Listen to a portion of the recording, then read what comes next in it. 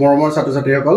এটা মই নতুন গণিত মই লৈ তোমালোকৰ ওচৰলৈ আহিছোঁ আসলতে এনেকুৱা প্ৰশ্নবিলাক কিতাপত দিয়া নাথাকে কিছুমান ৰেফাৰেন্স বুকৰ পৰাই হয়তো পঢ়িব লগা হয় তো মই তেনেকুৱা এটা ৰেফাৰেন্স বুকৰ পৰাই প্ৰশ্নটো লৈছোঁ আৰু আশা কৰিছোঁ যে এই প্ৰশ্নটো যদি তোমালোকে ভালদৰে বুজি পোৱা এমচিকিউ বিলাক বা ভেৰি শৰ্ট আনসাৰ যিবিলাক কোৱেশ্চন থাকে সেই প্ৰশ্নবিলাক তোমালোকে খুব সুন্দৰকৈ বুজি পাবা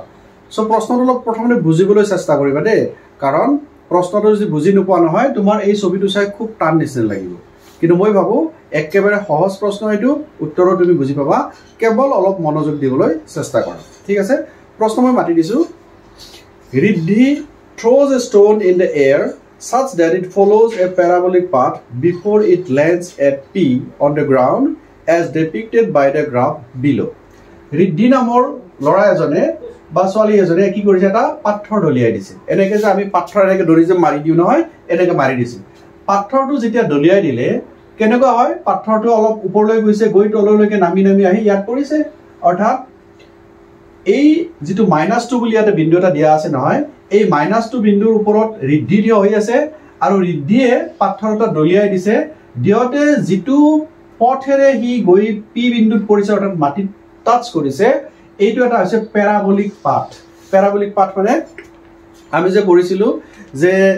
যিবিলাক বহুপদ যেনে দ্বিঘাত বহুপদটো যেতিয়া ইউ আকৃতিৰ হয় এটো কেনেকুৱা গ্ৰাফ আছিল প্যাৰাবলিক গ্ৰাফ আছিল অৰ্থাৎ ই এটা প্যাৰাবোলা সৃষ্টি কৰিছে অধিবৃত্ত এটা সৃষ্টি কৰিছে সো এই প্যাৰাবোলাটোত কি হৈছে তে ৰিদ্ধিয়ে দলিয়াওতে প্যাৰাবোলাৰে গৈ গৈ ইয়াতে টাচ কৰিছে আৰু যদি আমি ৰিদ্ধিয়ে দলিয়াৰ সময়ত আমি যদি এই গ্ৰাফটো এনেকৈ আনি দিও এক্সটেন্ড কৰি দিওতে কিউ বিন্দুত লাগিছে তাৰনে এই যেটো প্যাৰাবোলা হৈছে এইটো প্যাৰাবোলাৰ দুটা বিন্দু টাচ হৈছে এক্স অক্ষৰ ওপৰত এটা পি বিন্দু আৰু এটা কিউ বিন্দু পাইছানে আৰু নিশ্চয় বুজি পাইছা যে দুটা বিন্দু যেহেতু কাটিছে ই এটা কি হ'ব দ্বিঘাত বহুপদৰে গ্ৰাফ হ'ব ন এইখিনিলৈকে আমাৰ এইখিনি কৈছে এতিয়া আমি কি উলিয়াব লাগে চাবা নাম্বাৰ 1 দুটা প্ৰশ্ন দিছে ইয়াতে নাম্বাৰ 1 কি দিছে the above graph is represented by a polynomial where the sum of its zero is 1 and the sum of its square of the zeros is 25 find the coordinates of p and q এতিয়া এই গ্ৰাফটোৰ পৰা ৰিদ্ধিয়ে যে পাথৰটো দলিয়াই দিছে এই যে প্যাৰাবোলাটো ইয়াতে সৃষ্টি হৈছে তাৰে ওপৰত কৰা প্ৰথম প্ৰশ্নটো হৈছে কি যে এই যি মানে প্যাৰাবোলা সৃষ্টি হৈছে মনত ৰাখিবা এটা দ্বিঘাত বহুপদৰ বাবে এনেকুৱা এটা প্যাৰাবোলাৰ সৃষ্টি হয় বা গ্ৰাফৰ সৃষ্টি হয় উল্টাকে ক'ব গলে এনেকুৱা প্যাৰাবোলাৰ পৰা নিশ্চয় আমি এটা দ্বিঘাত বহুপদ পাম যদি দ্বিঘাত বহুপদৰ পৰা প্যাৰাবোলাৰ সৃষ্টি হয় আমি এটো জানো যে কোনবা এডাল প্যাৰাবলিক গ্ৰাফৰ পৰা দ্বিঘাত বহুপদ নিশ্চয় পাব পাৰো আমি গতিকে এই প্যাৰাবলিক গ্ৰাফৰ পৰা যেটো দ্বিঘাত বহুপদ ওলাব সেই দ্বিঘাত বহুপদৰ কি কৈছে তোমাৰ শূন্য দুটাৰ যোগফল কৈছে তোমাৰ 1 বুলি আৰু শূন্য দুটাৰ বৰ্গৰ যোগফল কৈছে 25 বুলি এতিয়া কথা হৈছে কি আমি উলিয়াব লাগে p আৰু q বিন্দু দুটাৰ স্থানাংক উলিয়াব লাগে we need to find out the coordinates of the point p and q গতিকে p আৰু q আমি কোঅৰ্ডিনেট উলাব লাগে অৰ্থাৎ স্থানাংক উলিয়াব লাগে আৰু দিয়া আছে কেৱল আমাৰ শূন্য দুটাৰ যোগফল 1 আৰু শূন্য দুটাৰ বৰ্গৰ যোগফল 25 গতিকে প্ৰথমতে নাম্বাৰ 1 পাৰ্টটো আমি উত্তৰ উলিয়াই লও চাবা দিয়া আছে কি শূন্য দুটাৰ যোগফল তো আমি শূন্যটা কি বুলি ধৰো আলফা আৰু বিটা বুলি ধৰো ন আমি লিখি লম প্ৰথমতে ধৰা হ'ল দ্বিঘাত বহুপদৰ শূন্য দুটা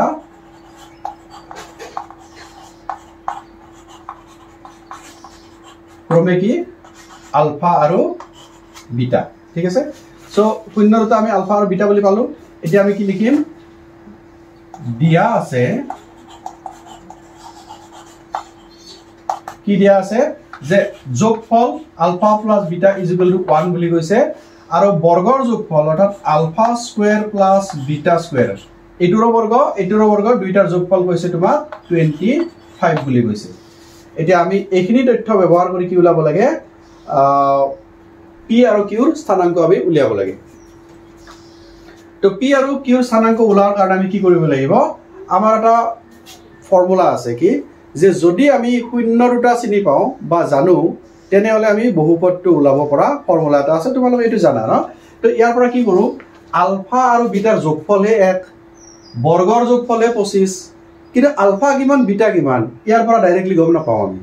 কাৰণ আলফাহে এটা শূন্য বিটাহে এটা শূন্য আমি দুইটা শূন্য সেপাৰেটকে পাব লাগিব ইয়াত কিন্তু যোগফলটোহে 1 বুলি কৈছে গতিকে আমি কি কৰিম এতিয়া এই দিয়া তথ্যৰ পৰা আলফাটো ওলাব লাগিব বিটাটো ওলাব লাগিব কেনেকৈ ওলাম চাবা আমাক কৈছে alpha beta = 1 alpha square beta square চাবা আমি এনেকৈ লিখিম যে alpha square plus beta square plus twice alpha beta চাচো a square plus b square plus twice ab = কি আছিল a plus b whole square মানে alpha plus beta whole square এইটো গম পাইছা জাস্ট ফৰ্মুলাটো লিখিছো যে a plus b whole square = a square plus b square plus twice ab কি লিখিম alpha square plus beta square কিমান কৈছে 25 ইয়াতে 25 লিখিলো plus 2 into alpha beta = alpha plus beta মানে কিমান 1 তো 1 স্কয়াৰ মানে 1 লিখিলে হৈ গল সো এটা কি লিখিম আমি টুৱাইস আলফা বিটা = 1 minus 25 হ'ব না সো কি পালো twice alpha beta 1 minus 25 so implies alpha beta = কিমান হ'ব 1 minus 25 মানে কিমান -24 হৰণ গলে বাই 2 = -12 এটি বুজি পাইছা আমি আলফা বিটা পালো আৰু আলফা প্লাস বিটা পালো এইখিনি গম পালো এতিয়া আমি এইখিনি তথ্য ব্যৱহাৰ কৰি সমীকৰণটো আমি উলিয়াব লাগিব মই অকমান মুছি দিছো বাৰু এইখিনি চাবা তো সমীকৰণটো কি হ'ব এটাকে নিৰ্ণয় সমীকৰণটো হ'ব বা নিৰ্ণয় বহুপদটো হ'ব নিৰ্ণয় বহুপদটো = কি আছিল x স্কয়াৰ মাইনাস তোমালোক মনত কৰাছো x square minus alpha plus beta into x plus alpha beta এটো আছিল আমাৰ ফৰ্মুলা যত আমি আলফা প্লাস বিটা আৰু আলফা বিটা জন থাকিলে উলাই লব পাৰো এটা চোৱা আলফা প্লাস বিটা মানে কিমান আছিল 1 আছিল মই তুমি মুছি দিছো বাৰু implies কি দিম implies সমান চিন দিলে হ'ব সমান x স্কয়াৰ মাইনাস এখিনি মানে 1 আছিল 1 ইনটু x মানে x প্লাস আলফা বিটা মানে কিমান পাইছো -12 পাইছো প্লাস ইনটু মাইনাস -12 তে আমাৰ এই যে ঋদ্ধিয়ে দলিওৱা পাথৰটোৰ এটা যে প্যাৰাবলিক কাৰ্ভ সৃষ্টি হৈছে বা এটা অধিবৃত্তৰ সৃষ্টি হৈছে এই প্যাৰাবোলাটোৰ বা এই গ্ৰাফডেলৰ সমীকৰণটো হৈছে x square minus x minus 12 পাইছানে এতিয়া আমি কি কৰিম অলৰেডি আমি পাই গলো সমীকৰণটো হে পালো এতিয়া আমি শূন্য ওলাব লাগিব কি কৰিব লাগিব উৎপাদকত প্ৰকাশ কৰিব লাগিব সো উৎপাদকত প্ৰকাশ কৰিলে কি হ'ব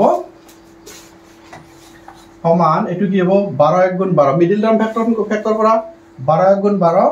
4 3 * 12 4 3 গলে 1 মানে x square minus 4 minus 3 into x minus 12 পাইছা না বুজি 4 minus 3 is 1 তো এটো কি হ'ব x square minus 4x minus minus plus 3x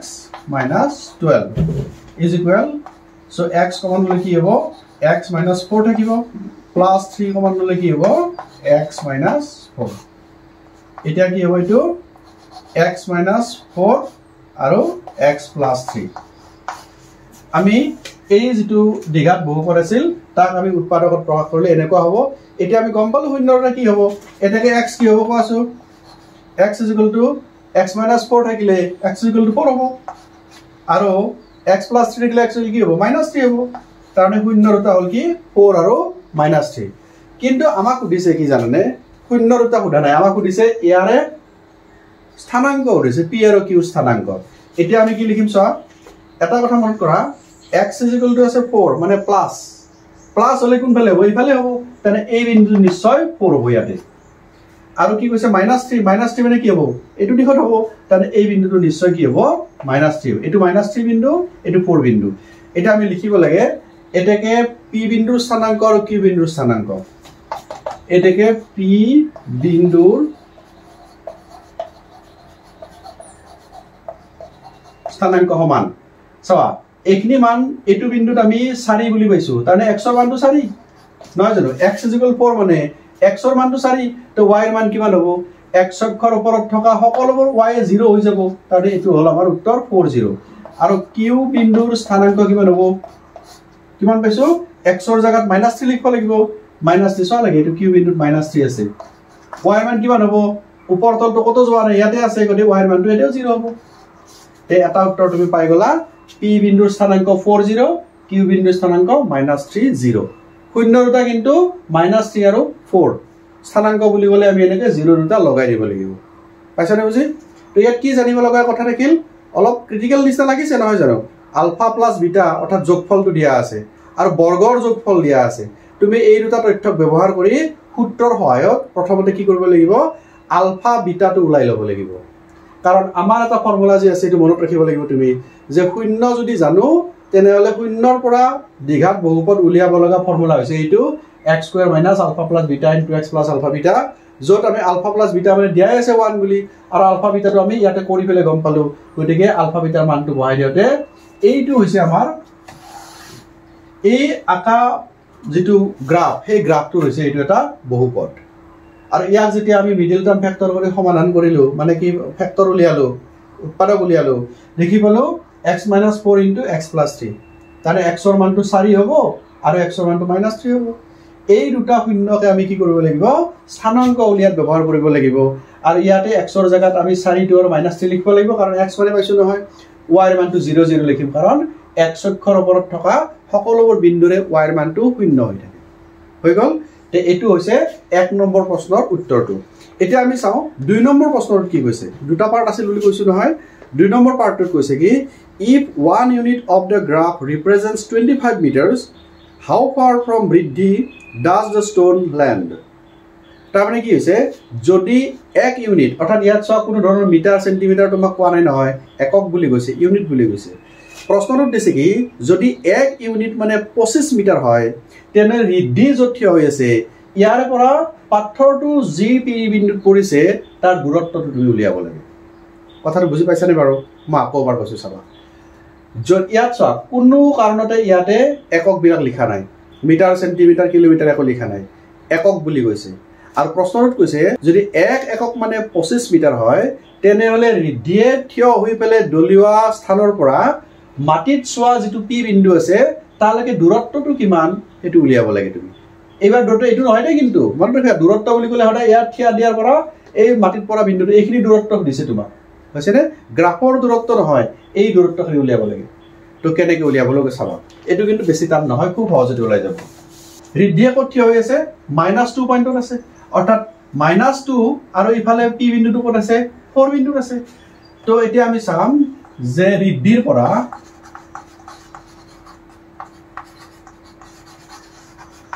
P বিন্দুৰ দূৰত্ব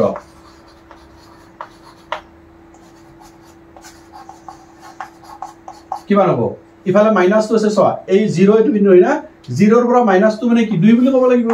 সোৱা যদিও মাইনাস আছে দূৰত্বটো কিন্তু ইয়াতে কি হ'ব 2 এককে হ'ব ইয়াতে নহয় জানো আৰু ইফালে কি আছে 4 একক মানে 4 ইকুৱেল টু কিমান হ'ব 6 ইউনিট মানে 6 একক বুলি কৈছে এতিয়া আমাক কৈছে নহয় এতিয়া 1 একক সমান 25 মিটাৰ বুলি কৈছে গতিকে 6 একক সমান কিমান হ'ব 25 পূৰণ 6 মিটাৰ সমান কিমান হ'ব 25 6 গুণ 150 মিটাৰ তাৰমানে ঋদ্ধিয়ে থিয় হোৱা স্থানৰ পৰা পাথৰটো দলিয়াই দিওতে 150 মিটাৰ দূৰত্বত গৈ পাথৰটো পৰিছে গতিকে ইয়াৰ আনসাৰ হ'ব তোমাৰ 150 মিটাৰ এনেকৈ কৰিলে তুমি শুদ্ধটো পাবা তো কি হ'ব যেহেতু আজিকালি প্ৰশ্নৰ প্যাটাৰ্নটো বদলিছে তোমালোকে যেতিয়া মেট্ৰিক পৰীক্ষাত বহিবা দেখিবা আগৰ প্যাটাৰ্ন বিলাকৰ লগত নিমিলিব তো এনেকুৱা ধৰণৰ অলপমান উল্টা পুল্টা ট্ৰিক থকা কিছুমান বা পাজল থকা কিছুমান প্ৰশ্নৰ উত্তৰ তোমালোকে শিকিব লাগিব আৰু আশা কৰিছো এনেকুৱা প্ৰশ্নবিলাক তোমালোকে কৰাত মানে মনোযোগ দিবা আৰু তেতিয়া পৰীক্ষা কিয় ভাল নহব শুদ্ধ উত্তৰ লিখিলে নম্বৰ দিবই লাগিব সো এইবিলাকত তোমালোকে গুৰুত্ব দিয়া আৰু মই চেষ্টা কৰিম এনেকুৱা ৰেফাৰেন্স বুকৰ পৰাও যাতে গুৰুত্বপূৰ্ণ প্ৰশ্নবোৰ তোমালোকক মই কৰি দিব পাৰো ঠিক আছে আজিলৈ এৰিছো ধন্যবাদ